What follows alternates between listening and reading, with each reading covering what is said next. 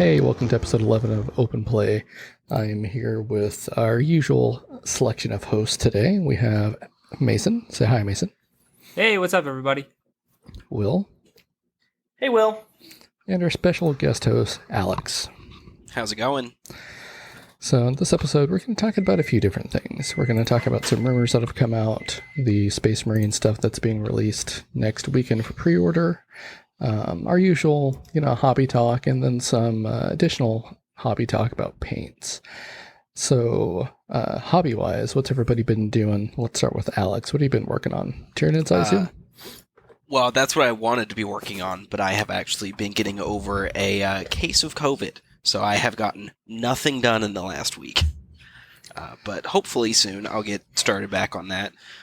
The 3 Haru Spexes that Will ever so graciously printed for me will be showing up hopefully tomorrow or the next day, and that'll be first on the list. Unga bunga. The data slate comes out and you get blessed by Nurgle just like the Death Guard did, so congratulations on that. Yep. We take W's when we can.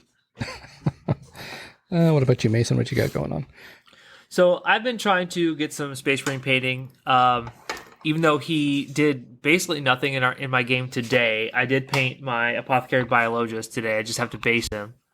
And I finished getting my gauntlets on my aggressors magnetized so that when the Salamander's attachment comes out, I could theoretically run them as Flamestorm aggressors if I wanted to. I did, however, glue the missile launchers on the top because the missile launchers just look cool.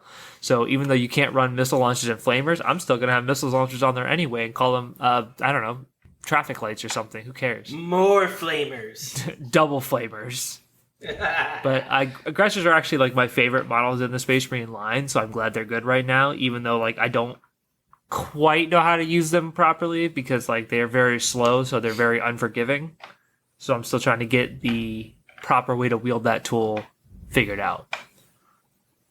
Yes, you are. And what about you, Will? What you got going on? Mason and I have talked at length about this. Burnus seem pretty good. So I've got 12 of them. I've already got 3. I've got 10 spanners painted up. So I've got 12 Burner Boys sitting here, and I'm about 3/4 of the way done with the Changeling. So I'm gonna get them probably painted up over the course of the next week or two, and maybe we'll see how 12 burners 10 burners in a truck do. Pretty well, I would figure.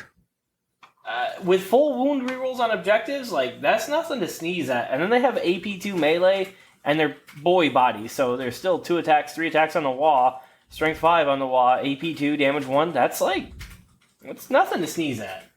The actual Bernie profile, the shooting profile, is AP1, right? No, it's AP0. Is it AP0?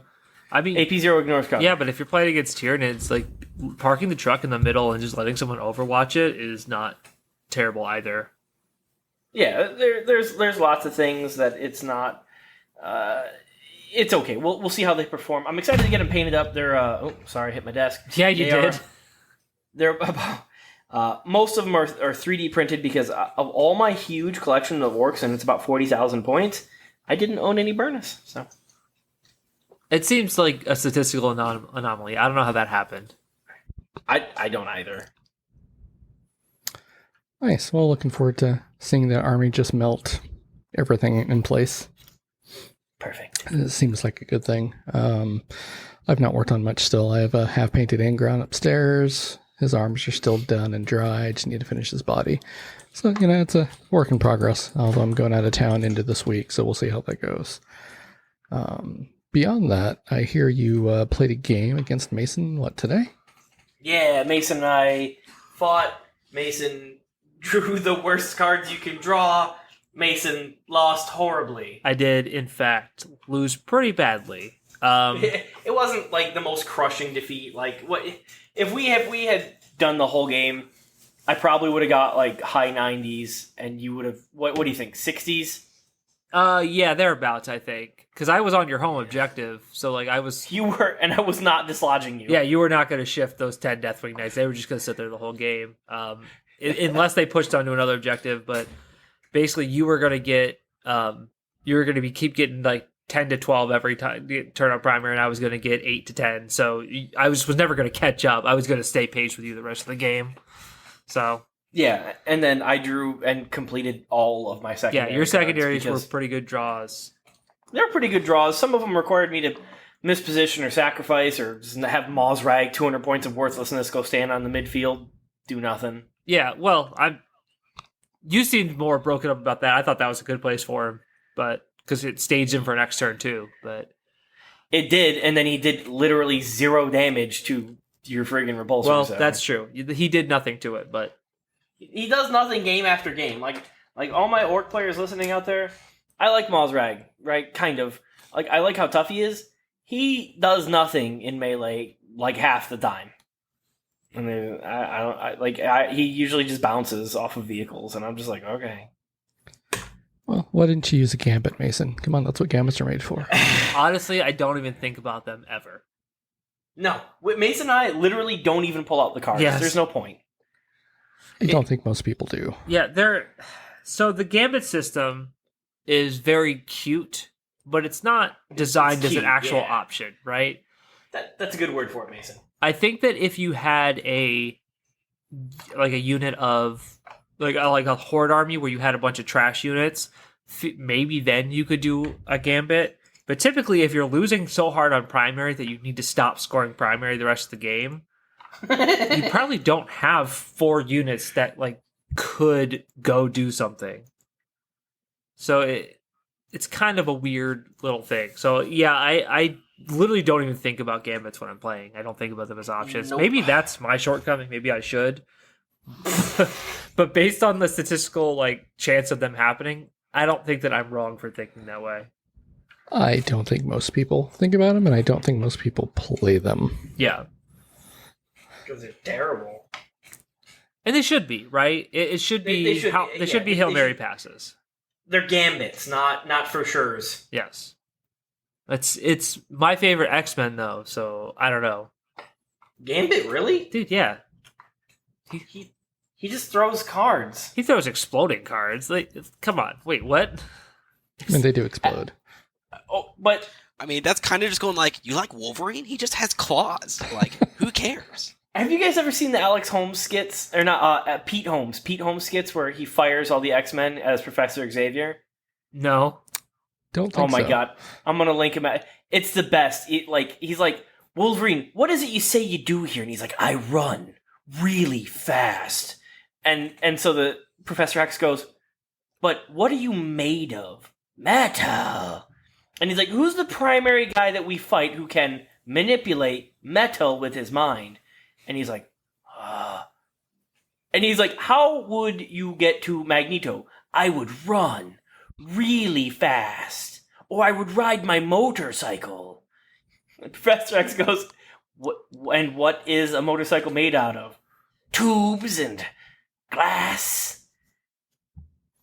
It's the best. All right, I'll link we're gonna it to cut guys. you off. I'm gonna cut you off there, Will. But now this is a great Well- place to transition to where we start playing Marvel Crisis Protocol. But I mean, that was a comic book thing. I mean, Magneto did rip the adamantium out of Wolverine. Yeah, all the time. Yeah, I mean, it's like he's made of metal. But he has, regeneration. That's what makes him cool. Anyway, Marvel talk. Yeah, no. But yeah, gambits. Try them in a game, see what happens. Let us know. Yeah, I want to do a Gambit. I want to succeed at a Gambit once because I think it'd be like a hilarious feeling, but I just don't see them ever being fair. It's not gonna happen. If you win, yeah. For the other player, probably not so much. Yeah. And I think that it's very possible that you roll well enough on a Gambit and still don't win. Yeah, it's really possible. That happened in our LGS League Finals. Someone did a Gambit successfully and lost. They were playing Admech. So, shout out to Wow. that guy.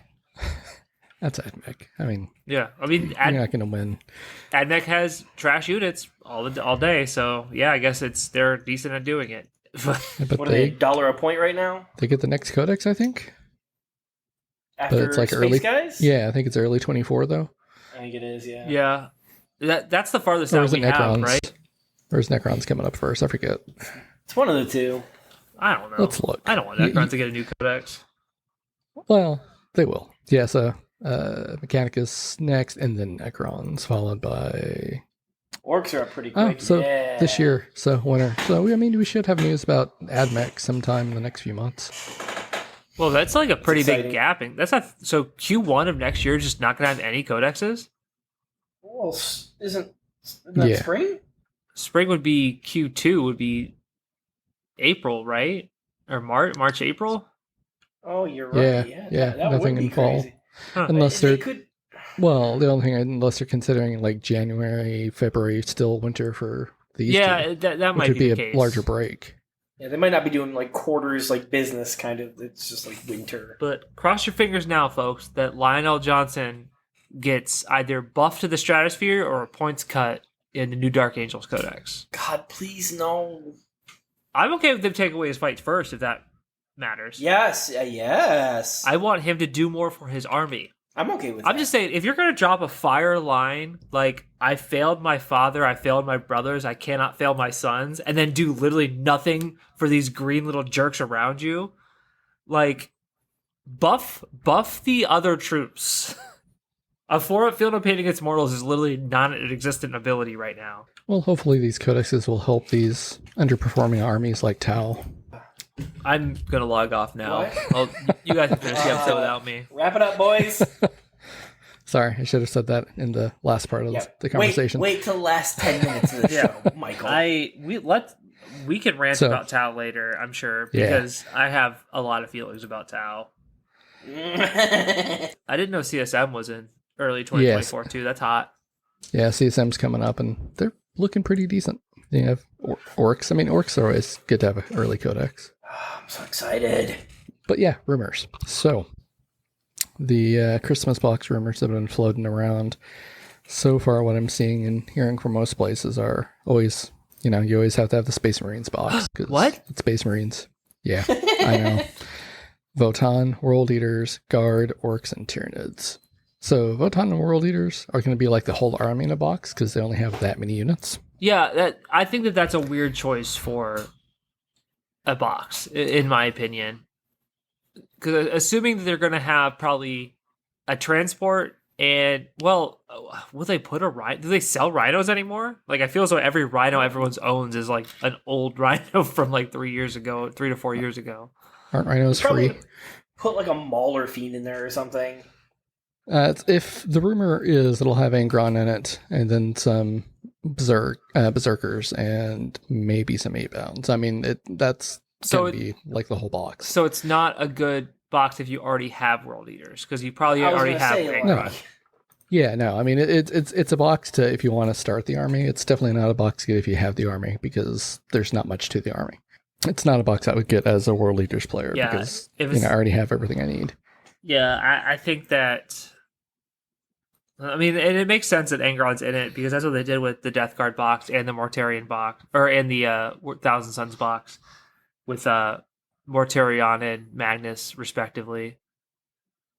And the rumor about Votann is it'll be more vehicle based. That could be a good box, but again, it's limited models. It's just not worth it to me to bit. So these boxes are usually what, like 210?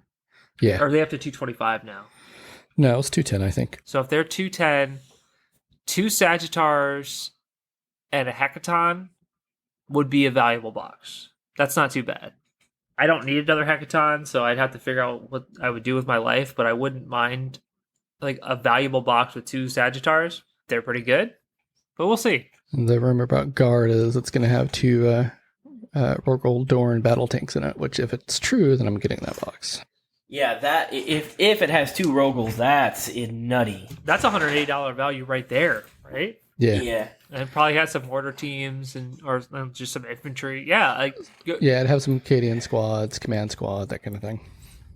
I feel as though Guard boxes are usually hit or miss really badly. Like they're either like really good value or just why would I want these units? Yeah, the Tyranid box would probably be a good value box. It'll have all the new sculpts and new models in it. Yeah, that makes sense. It'll be a good box. Just a grab, and if you want to start a Tyranid army, it's probably a good start. Oh, that means the Space Marine box will probably have the new jump pack infantry. Yeah, you're right. It'll probably. I'm guessing it'll probably have like 10 salty boys. And the leaks are saying it'll have 15 of them. Ooh, that would be The spicy. 'cause they downside is sell you're them getting an Invader ATV and Outriders with them. Well, they got to move that stock somehow, Alex. Yeah, I mean, if you, for some reason, need another Jump Assault Captain and 15 Jump Assault Intercessors, that's a box for you, but I don't think anybody needs Outriders and ATVs. Well, I only have one ATV, and now that they increased the squad size for Outriders, I no longer have more Outriders that I can run. So, I guess I have none, so that's a possibility. Yeah. The Tyranids one, I think, is kind of lame. But that's from somebody who already, has the army. I don't see a reason to buy it, because it's just more Griblies with a Hive Tyrant, and everybody that plays Tyranids already has Griblies and a Hive Tyrant. And then it has Norn Emissary, which is cool. I just don't need anything else in the box. Yeah, but it's going to be kind of the norm for most people that have any Tyranid models at the moment. Same way with me and World Eaters, though. I mean, I have all those models. There's nothing I need from that box. I don't need 20 more Berserkers. I don't need 3 or 6 more 8-bound, and I don't need another Angron. The Tyranid one is rumored to have a Hive Tyrant and a Norn Emissary? That's what it says. That's weird. Wait, but a Hive Tyrant's a cheap model, though, which is what's really weird. It's our cheapest monster. That's not... Exocrines and Haruspexes are way more expensive. Dollar-wise. Oh, dollar-wise. I thought you meant point-wise. I was like, that's... No, I mean dollar-wise. Yeah, Hive Tyrant's still only 60, they get right? tossed in with... Yeah, it's $60 or something like that. Whereas Exocrines and Haruspexes are $80. I think Maliceptors are $70 or $75. But everybody has you can get tons of them secondhand because everybody has more Hive Tyrants and Gaunts and stuff than they need. Yeah, I mean it's always good to just have more bodies, right? Yeah, I currently have 4 Hive Tyrants that I will never ever field. I will never need that many at the same time. You really only need. I could see you running 2 shooty one or 1 flyy one. I don't think you'd ever run 2 flyy ones probably because they're kind of expensive, right? Aren't they 200 points apiece? I think it's actually weird. I think the walking ones are cheaper or more expensive right now because they have better stats. Because they're tougher and they offer more utility. It's like the walking demon princes. They got a +1 toughness and a 2-up armor. Well, flying monsters aren't really the best. No, flying kind of sucks this edition. Flying infantry is great. Yeah, flying infantry is great. Flying monsters. There's no good flying infantry in the game, really. Yeah. Well, Stormboys are good. That's true, but they're good trash. You know what I mean? They're good trash. Inceptors are good trash, but they're not gonna. They don't need to fly through buildings because they're not trying to threaten stuff. They're trying to score points. 120 gargoyles one day. And show you what a good flying troop is. All right, get out of here. I think I've seen Alex take 3 Hive Tyrants once, and it was 9th edition. And I did that shit in late 8th edition. Remember how mad everybody was? It was a 2v2 game, and I didn't want to flood the board and get my friends away. So I'm I'm just gonna bring 3 Hive Tyrants. I remember, and then you were like, "All right, I'm gonna charge, and then I'm gonna fly away 16 inches." And our buddy Kevin was like, "What?" It was a good time. It was fun. The overrun away. Oh my god, so ridiculous! Classic. Yeah, I just looked it up. Hive Tyrants, walking Hive Tyrants are 235, whereas flying ones are only 210. Woo! So we'll get into it, talk about orcs. Well, I don't want to make this an orc-only podcast. Says totally lying through his teeth. Yes, we're going to talk about Sigmar orcs, which are orcs in power armor that pretend to worship the Emperor. After that, it's going to be into Tyran orcs, which is orcs with a couple extra arms. You guys are just making me so happy. So the orc box, from what I saw, was rumored to have a kill rig, Squig Hog Boys, either 3 or 6, I can't remember, 20 Snaggas, and a Beast Boss on Squigosaur. And if it stays similar priced as to last year, between $220 and $230, that is going to be an absolutely insane box. Yeah, that's a good box, dude. Because those are all good. Those are all good models too. All solid right now. I already have 3 kill rigs, so I'll just sell off one of my kill rigs. Maybe our other orc player friend has one. But if not, I'm sure that someone will want a kill rig. Exactly. I'll make $80 from just selling a friggin' kill rig because they're 120 brand new. They are kind of dumb expensive. Yeah.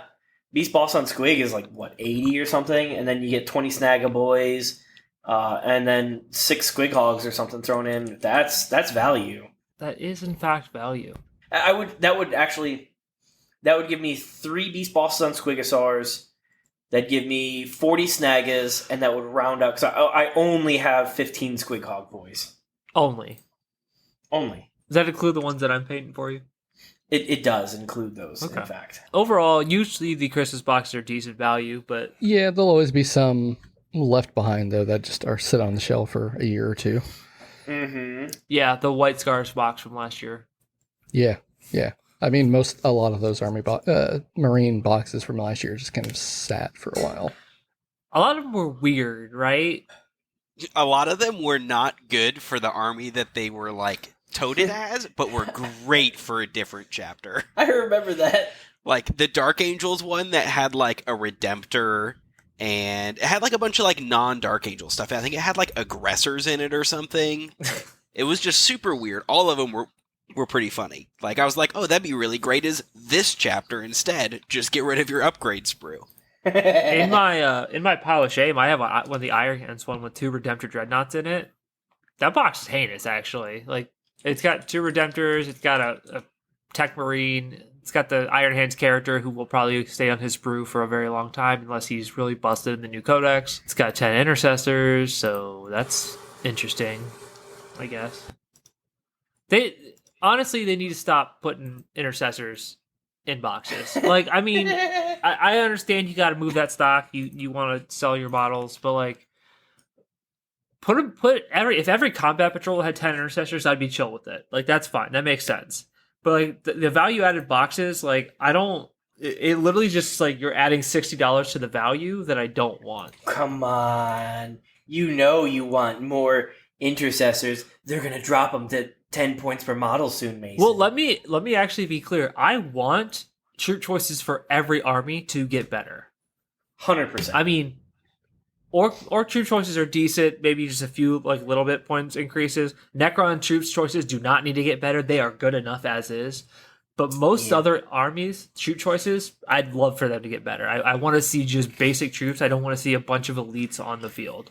All right, so Michael is rapidly scrolling up and down, trying to get us to look at these new Space Marine models because the Codex was revealed to be going pre-order next weekend. Actually, that's not what I was scrolling for, surprisingly. I was scrolling for this because I think it's funny that they are just now releasing the mission deck after the printing errors they had. So the only place you got the mission deck is if you had the Leviathan box to begin with. I actually didn't know that it wasn't released yet. They released it and recalled because there were printing errors. And then they destroyed like the whole stock and had to get it all reprinted. Great. It's Lovely. a small indie company. We have to be patient with Games Workshop. It's a small indie company. Yes. There it is. So Space Marines. Space Marines. How do you feel about Oath of Moment being changed immediately, basically? Yeah, I get it, I guess. So to be fair, my opinion is they're doing this change because everyone gave them mad crap on the internet because they're like, oh, less rerolls except for Space Marines get full rerolls. I think that's the only reason this change is happening. Well, yeah, you can't promise less rerolls and then immediately 180. There are less rerolls in the edition, though, because there just are. Just Space Marines have this one rule, and there's a lot of Space Marine faction. I guess that's one way to put it. Yes. I'm happy with them kicking the crutch out from underneath the Space Marines with Oath of Moment. Put the power elsewhere. Stop making the whole army. Space Marines cannot function without Oath of Moment, and that's ridiculous. That's stupid. Why would you put so much power into one rule? Go ahead, Mason. I totally agree. I want to see Space Marines. First of all, like I feel as though that a lot of Space Marines get held back because they can't be priced reasonably because under Oath of Moment they become stupid. Yes. But without Oath of Moment, or like if with just rerolling hits, hopefully those things get a points decrease. Because right now, Space Marines are... You definitely are paying a premium for Oath of Moment. However, if I'm saying this, and Space Marines do not get any points adjustments, and the rules do not reflect now that they do not reroll wounds, Space Marines are going to be not a good army. Well, they won't get point adjustment. I mean, this codex has been written since before the Data Slate came out. So Data Slate is the main point go-to. So what we see now is what we're probably going to get. Yes, and so this is one thing I will say. I do think that some of the detachment or whatever rules, like Iron Hands, I'm going to make a meme out of this. Can you stop pushing Iron Hands so friggin' hard every edition? Iron Hands is pushed as hell. Like, I'm sorry, what they revealed is ridiculous. But that's neither here nor there. I think Twin Linked is going to become a big deal in Space Marines, and you're going to start to see the return of like lightning claws and that sort of thing. I do think that Marine lists are going to change pretty drastically. I think that Marines are going to adapt. I do think that a lot of the new releases are going to be pushed. I said it in our chat, but I'll 100%. say it in here. Primaris Assault Infantry. I think that they are going to have rerolls wounds on the charge. That's what I think. You cut out for a second. Reroll wounds. Reroll wounds on the charge. That's what I think they're going to have as a built-in Agreed. rule. That, or there's going to be a character that gives it to them. Because I think they're going to want to push those new Primaris models. They're going to want to make people have to buy these new models they just put out. They're going to want to put them out there, and that's how they're going to do it, is just make these rules insane. I think that Vanguard vets right now with Jump Pact are like 105 points for 5. So if you have, assuming they get a new data sheet, because they have new models, giving them reroll wounds with their AP2 weapons or whatever, it was pretty good. With the lightning claws, 100%. Vanguard vets, I can almost guarantee are going to be pushed. Yeah, I think that is definitely a huge possibility. But this is only assuming they get a new data sheet, because right now they can't have lightning claws. Yes, right? That is assuming that they get a new data sheet. Did the models they previewed, did they have lightning claws on them? I don't know. No, the models, that's one thing people were commenting at, because there were no claws or hammers, I think, on a lot of those models. Well, that's bad, because Vanguard vets were... The reason you took them was because they could have... You take 3 with double lightning claws, and you take 2 with storm shields and thunderhammers. Exactly. And you just do anything you want with it. They're versatile, they're fast, they hit hard, they're moderately resilient because of the storm shields, but... Now they just have a Strength 5 AP1 weapon. It's GW's own damn fault for pivoting to only mono pose with like no extra bits in the kit, essentially. I don't know what to say. Like, this is the way GW is going. Yeah, I'm not a fan of monopose stuff, because like you have 15 guys and everyone's a triplet. Yeah. So, Will, you were talking about like them pushing Twin Linked on like Lightning Claws. What still has access to Lightning Claws at the moment? Because Vanguard vets were like the big thing. I don't know what else still has it. I'm like literally looking through trying to find it. Can captains take lightning claws? I maybe jump captains. I think jump captains will be able to, probably. I don't know for sure though, but I'm guessing jump captains will be able to, because that makes perfect sense. Oh wait, no. Captain with jump pack. Chainsword, power fist, or power sword. I don't think that they have so here's my take on the change is that taking away re-rolling wounds is like 3/4 of the power in that rule in the first place, because re-rolling hits when you're hitting on 3s isn't that great, but re-rolling all of your wounds is always going to be amazing pretty much. Yes. And that they just don't have enough high strength weapons in melee to do anything with that in comparison. And even a lot of the shooting, there's going to be very few shooting infantry models that can actually do stuff without Oaths of Moment propping them up. So I'm very interested to see how they're going to manage to balance that now with a way weaker damage output into high toughness models. Yeah, I can agree with that entirely, because full reroll wound rerolls it's so strong. What I don't like about Oath of Moment assuming that they don't change any of the data sheets and stuff like that, I don't like it because it puts an emphasis on models that are already too commonly used, in my opinion. Gladiators now are good again. They've been good for the last 4 formats, and it's just kind of getting old because they reroll wounds natively. Great. Eradicators. Even though I hate Eradicators, people think that they're good for some reason. Well, now they're still good because they reroll wounds natively. It just is kind of obnoxious to me. But the good news is anyone can reroll wounds if they take a first company task force. Well, once. Yeah, for one turn. Once per battle, you get the old Oath of Moment, which will make you feel really good for that one turn. I mean, deleting your opponent's strongest unit is very strong. It is, but as far as But like it is, but then you still have like Eldar who can still just annihilate one thing a turn anyways. You know what I mean? I don't feel Eldar like they've are had stupid. They are. And I don't feel like taking away the wound rerolls from Space Marines, who were a middling army in the first place, is really necessary if they don't have something else to prop them up for it. You know what I mean? I feel like they're going to be really, really hard into high toughness matchups now. And I don't know if they have really great ways to deal with that imbalance that they didn't have to as much before. I think Mason is right with the Lancer.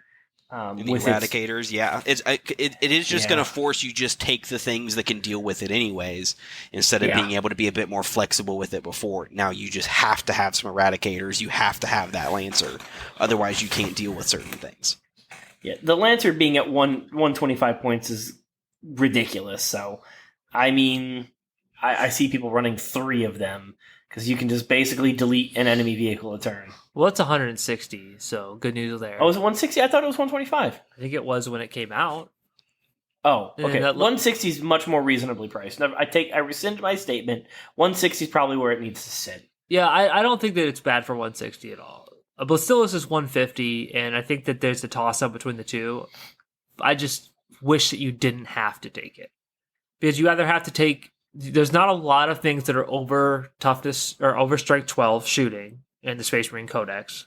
And there's not a lot of rerolls to wound, so that's kind of it. Unless there's a way to give your vehicles like lethal hits or something like that.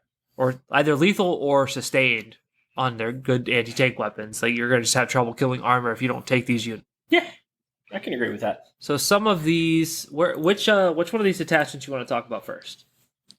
Obviously, we have limited information on them all. We don't have all of their... Oh, let's talk about the Gladius Task Force. What does that do?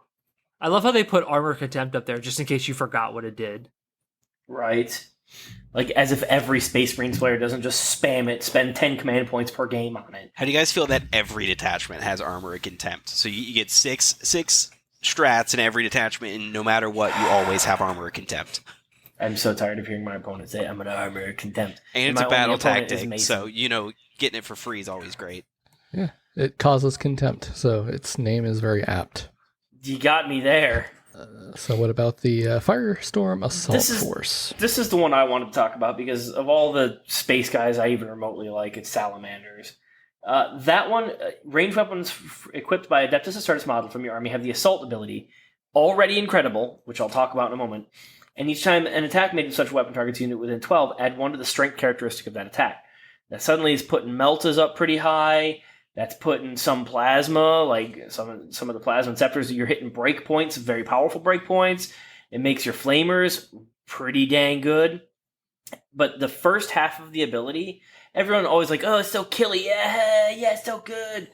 The killy's good. The ability to advance anywhere, basically, on the board with any unit and perform an action is outstanding. What a good rule for Space Marines to have. I think it adds a lot of tactical flexibility while still giving them punching power via the +1 strength. Yeah, that's pretty good. That's a pretty good ability, right? I think that putting it, because this is currently not faction locked, so you could take something like Dark Angels or Blood Angels so you could take like some of the specialty land speeders or a Talon Master and advance them, move 14 plus D6 inches, or you could use Death Company with jump packs and advance them onto a point and investigate some signals or stuff like that all the time. And you have they're just giving back Hammer of Wrath impact hits on jump packs. I didn't see that. Someone pointed out in one of my other chats, Mason, and this will interest you. They usually give like one big boy special rule to like, units or whatever. They kind of speculate that they might not actually get wound rerolls because they're getting Hammer of Wrath. And it kind of makes sense, and I guess we'll see. But that's not a bad rule though, because no, it's not. A unit of 10 causes 5 mortal wounds on the charge. That's pretty good. That's pretty good. Because that lets you. Because you give them the Lance strat or whatever, or you put a chaplain with them for +1 to wound. So you're wounding on 3s anyway at that point. And like if you're going against a tank, doing 5 mortal wounds to a tank is pretty good. And that's nothing to sneeze at. And then they're fast enough to where you 3-point the model, and now all of a sudden they're taking a desperate escape to fall out of combat or whatever. So yeah, I mean, I don't think the White Scars, unless their strats are cracked, I don't think that they will be the move. Agreed. Just because like you give up, like the Gladius already has that, right? Like you can't do it every turn, but like you have the ability to advance. Like how many times do you need to advance and charge in one game? Well, if you're orcs, all of them. Yeah, but does the Gladius task force only do vehicles, or does it do all models? Is all models. Your whole army. Okay, so yeah, it's the same thing. Yeah, you can. Gladius is amazing. Yeah, your entire army for 1 turn can advance and charge, can 1 turn fall back, shoot and charge, and 1 turn can advance and shoot. And then you have a 1 CP strat to put a unit into whatever doctrine you want. So you kind of can, like, if you need to advance and charge like 3 turns, you can theoretically do it, but you have a lot of options there. And then it's the Phobos one, the Shadow Master's Detachment rule. Can we just move on? That's bad. Yeah, we could just skip it. It's fine. I mean, to be fair, I'm sorry for our Raven Guard brethren. Your army rule sucks again. DW doesn't know how to make a stealth attachment. Let's just be. They don't even got to be stealth. Make all of their precision weapons lethal hits. Boom. That's like half the army wide rule. The other half is you're always in cover. Always. Like, okay, that would be enough. Make them like lethal to characters, because that's what Raven Guard do. They assassinate characters. They assassinate people who are corrupt. They are weirdly like the good guys. They are like everyone talks about salamanders being the good guys, but they are also the good guys because like if a planetary governor is being a tyrant, they will just kill him, which is pretty neat. It's pretty neat. 216 pages is the codex. Jeez. Yeah, it's a big boy. To be fair, Space Marines have so many data sheets, so like that's probably quite a bit of that to begin with. I mean, they're down to 90 something, right? It's a leaked page, so I mean, this shows it's hard to read, but there's a lot of data sheets. That's so ridiculous. Yeah, I don't know. Pages. I assume that most of them will be very, very similar. I think that Space Marines are still going to have a lot of the same problems they were have before, and it really just depends that what is the Iron Hands detachment ability, by the way? Because I don't remember what it is. I just remember Will being upset about it. Iron Resolve. Yeah. Well, that's an enhancement, though. That's an enhancement. It's their detachment's the reroll wounds. Oh yeah, the extremist level threat. Yeah. Yeah. That's that one. It was their stratagem. Where is their stratagem that gives them like +1 save, +1 toughness, +1 strength? It's like I don't know what you're talking about. That's somebody linked it the other day. Oh, I think that's I don't think that's an official thing. I think it's a leak that you're talking about. Because I think maybe it is. Yeah, it hasn't been posted yet. Because I looked at that and I'm like, for 1 CP, you can basically make a Dreadnought straight up unkillable. To be fair, for 210 points, they need to be better. So, I mean, your Redemptor survived how many turns in melee with like my entire army, like a good chunk of it? 1. It's like 2. It was 1. It was your turn, and then I charged in, and you didn't kill me. Yeah, so that's like a turn and a half. That counts. That's a battle round and a half. Okay, buddy. so 2 turns. Sorry. And it might have survived a third, but I reminded you that you could just auto shoot it with your war tower and kill it. Well, we're gentlemen and scholars as we play this game. I reminded you of your Inceptors punching my war boss to death.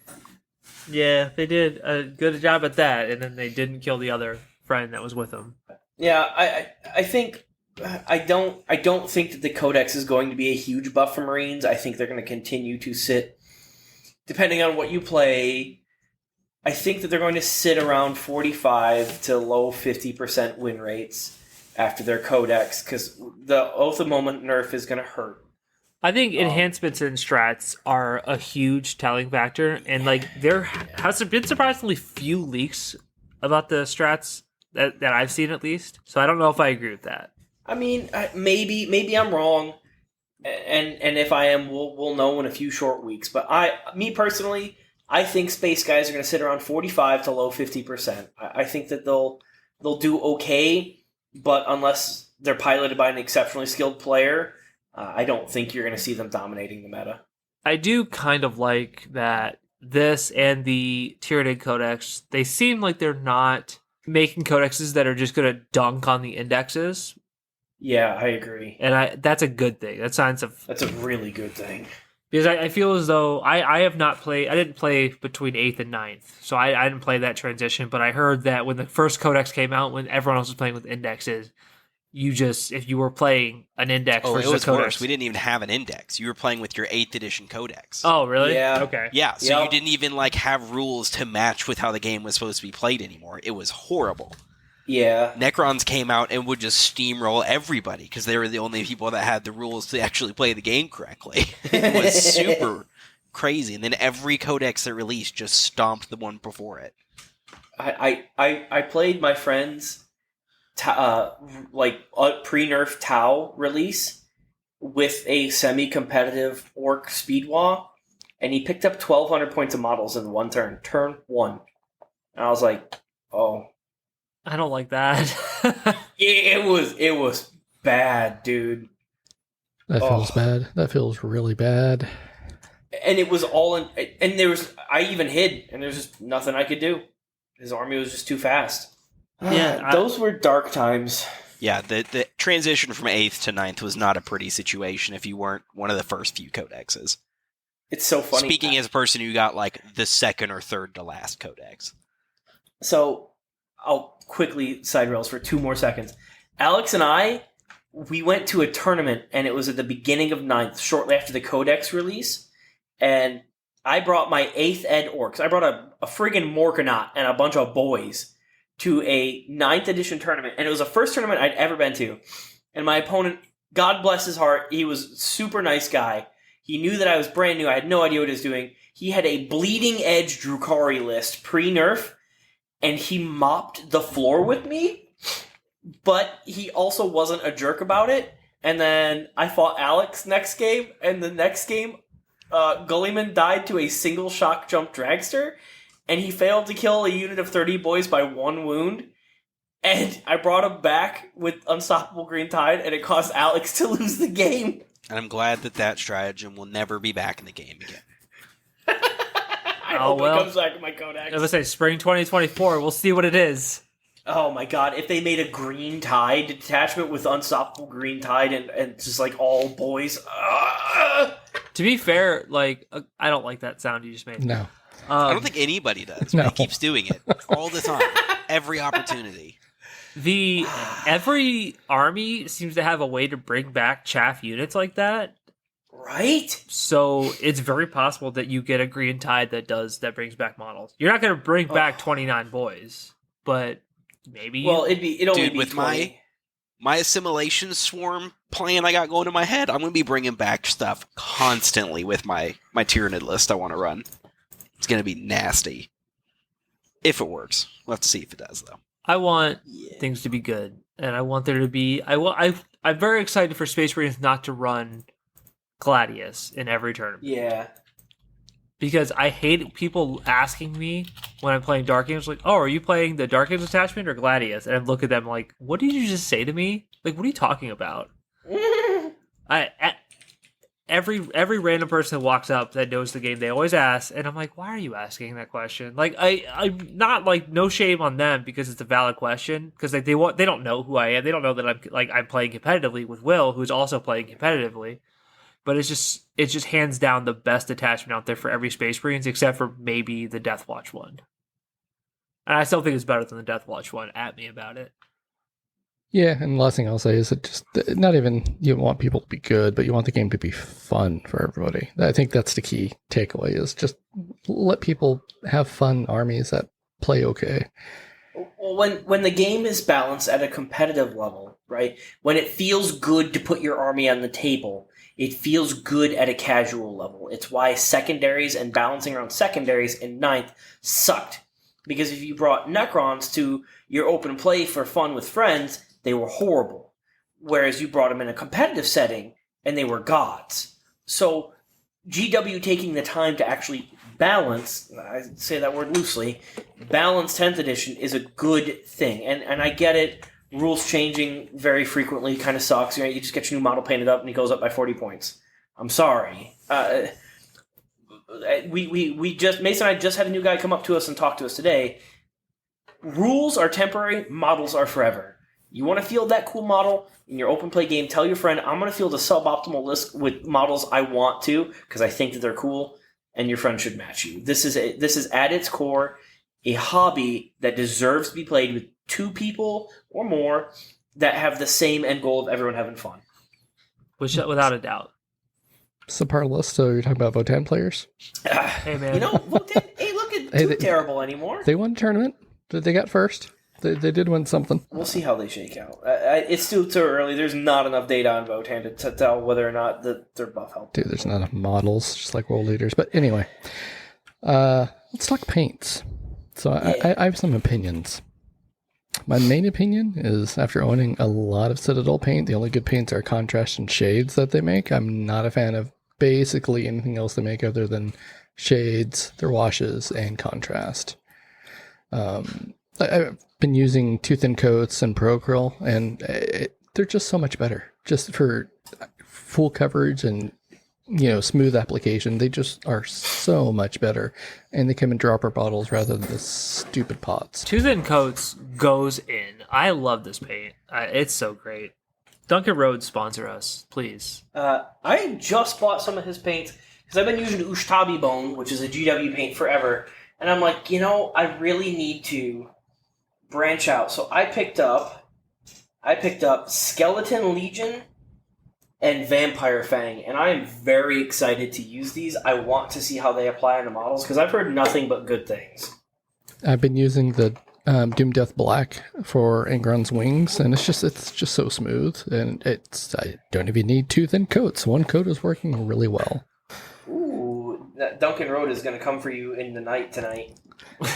But yeah, I mean, I'm not a fan of his washes because I did try a couple of the washes. I think just the Oblivion Black Wash, which is his non-oil comparative, but all the actual paints, though, are just solid paints. And Pro Acryl, Titanium White, and their Copper are like the best colors.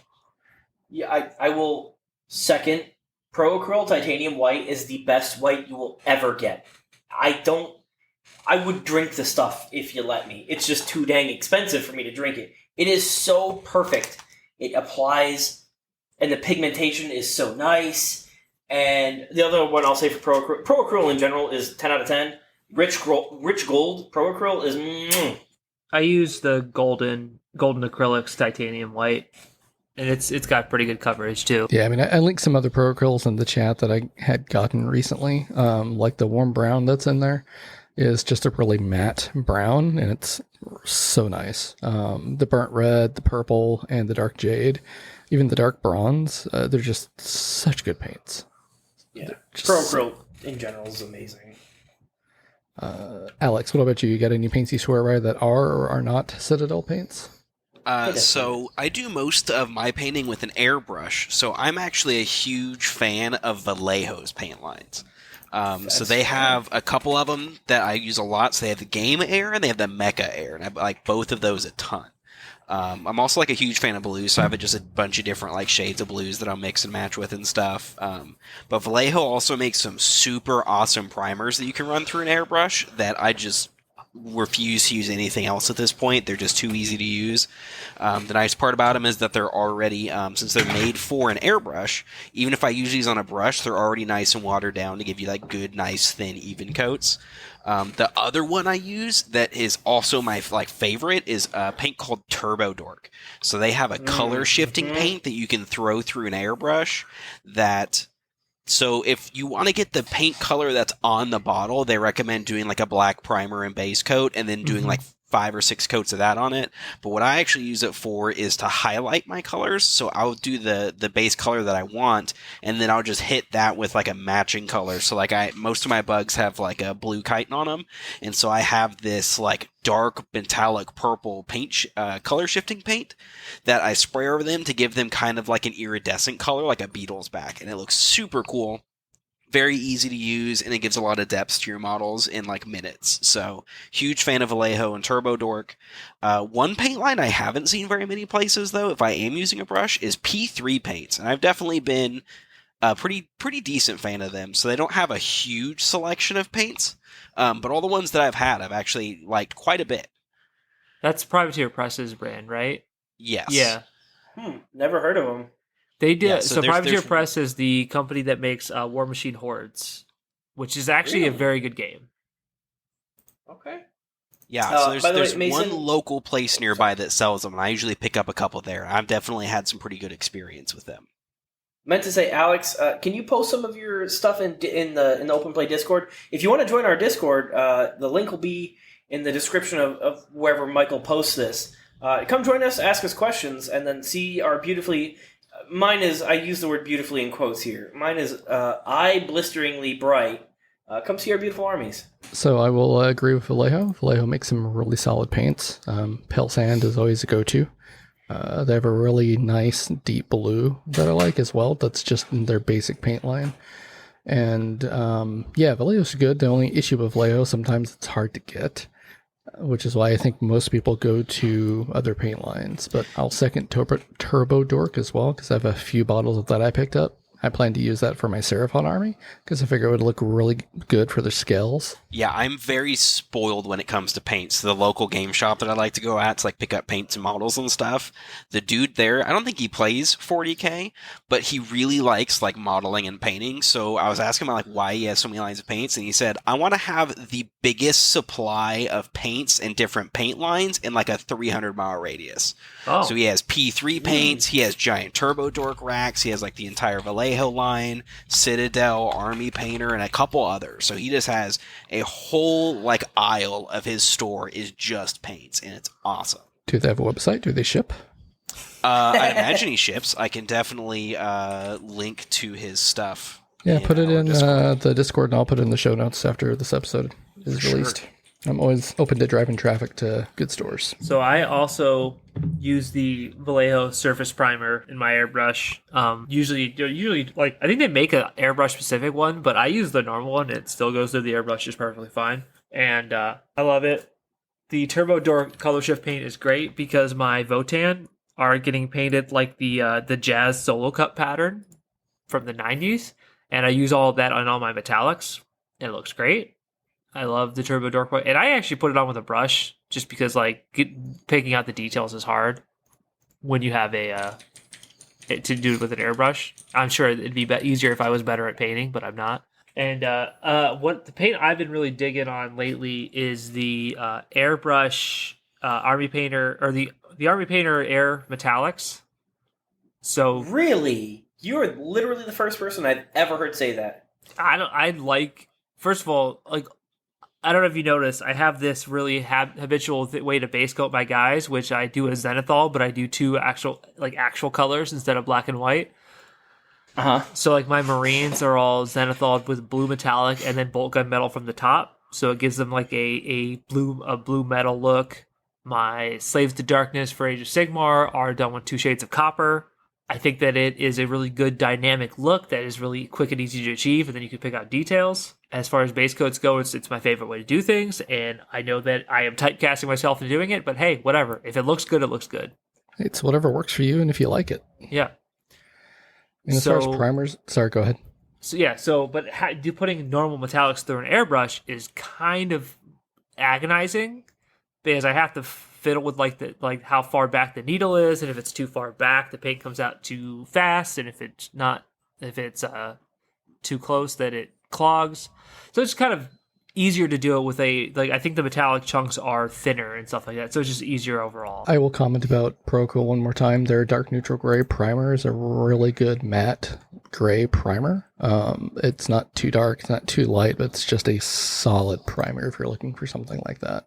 All their primers are actually really good. How big is that bottle? 120 mil. That's a 120 mil bottle for just under $15.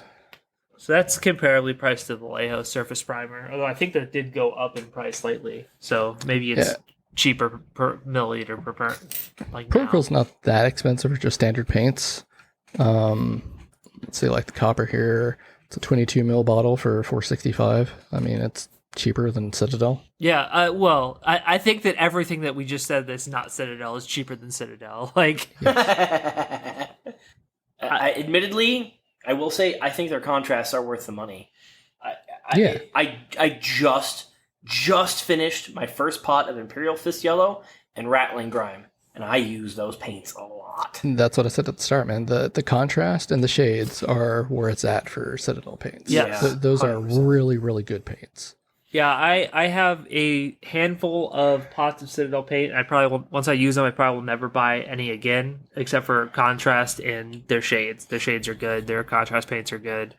There's a couple highlight paints that are good.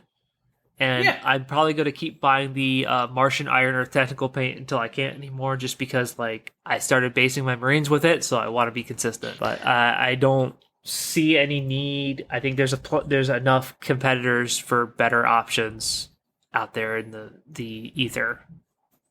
So the last plug I'll do for Monument Hobbies here is going to be their Pro Synthetic set of paintbrushes, which are really, really nice synthetics. They're usually out of stock a lot, but I've gotten it a couple of times, and the brushes are just great brushes. It's a really good brush set, and the brushes last forever and a day because they're synthetics. Oof. $52 though for that set. Yeah, but it's a good set. Oh, it's 10. Is it? Wait, it's 10 brushes though. Oh, no, it's 6 brushes total, but it's those sizes. So those are sizes. Okay. yeah, so it's 6 brushes, $50, but still, it's a good set of brushes. I mean, you can work with cheap hobby brushes too, but these tend to last a little bit longer for me. My Unga Bunga is going, why buy expensive brush when you can just buy War Painter brush every 3 months and use it on metallic and everything? Well, you can. Those are synthetic, so you can use those on metallic. Yeah. Oh, can you? Yeah, you can't. Sable hair brushes you can't use on metallics. Oh, yeah. All I know is about every 3 months, Sharon, I didn't need a new primary brush, and I just go buy a new War Painter. And my last tip is go to Dollar Tree and buy some cheap makeup brushes for dry brushing. Did that? Yes. The friggin' bristles fell out on me. Well, it's Dollar Tree. I mean, come on. It's $1, so $1.25. Oh my god, no.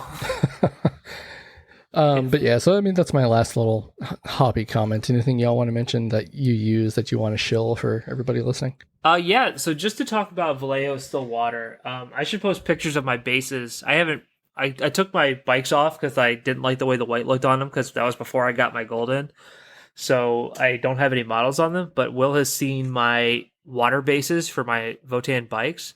Vallejo Still Water and Vallejo Heavy Gel are really good to get water effects on your bases.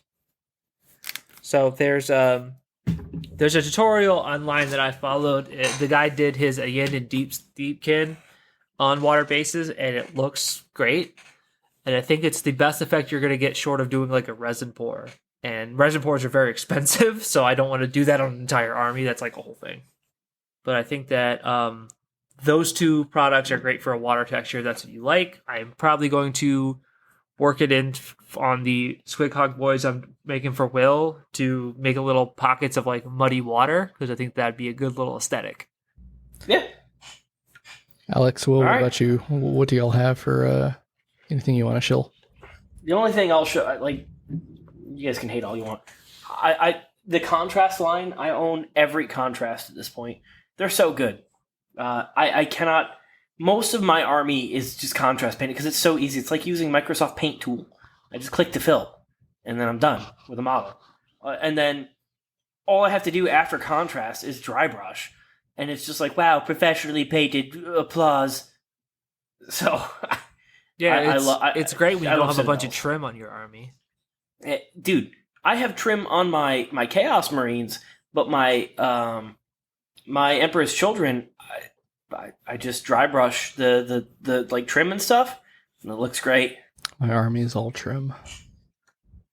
Yeah, that was my thing with my CSM and now my Space Marines. It's just going over all this trim and all these details is just like base coating is fast, but picking out details is slow. What I need to do is I need to go through, do the same thing I did with my Chaos, go through, do the shoulder pads, do like one or two, like do like the weapons, and then base them, and then go like that way I have my whole army painted, and only I notice the things that are not fully painted.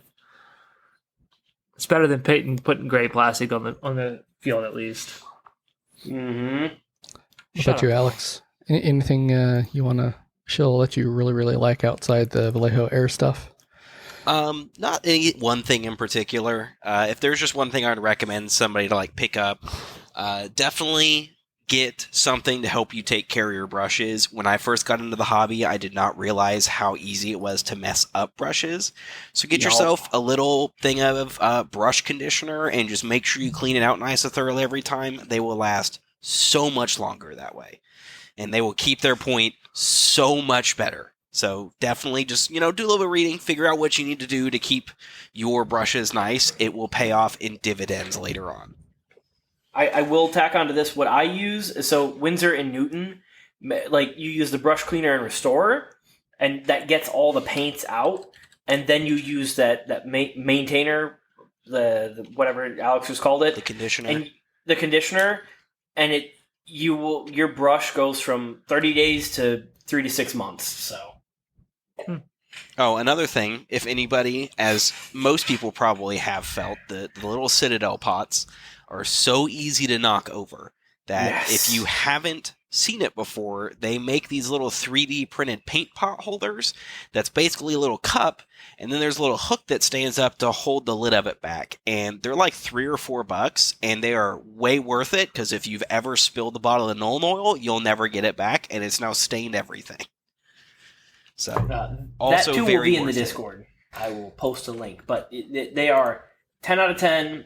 Obviously, don't buy the one I'm linking directly from eBay. Just use your brain and get one similar, or have a buddy print one. Check your local game store. My local game store has a guy that 3D prints, and he'll just make them for you. And he just charges like $4. And, it goes back into the local community. So what you're saying is we need to 3D print our own and brand them and send them to people. Looks at the guy who has The Open 3D Paint printers running all the time. Podcast. Yeah, it works. I got printers upstairs. Bull's got printers. I mean, I think we got enough printers to go around here. Let's do it.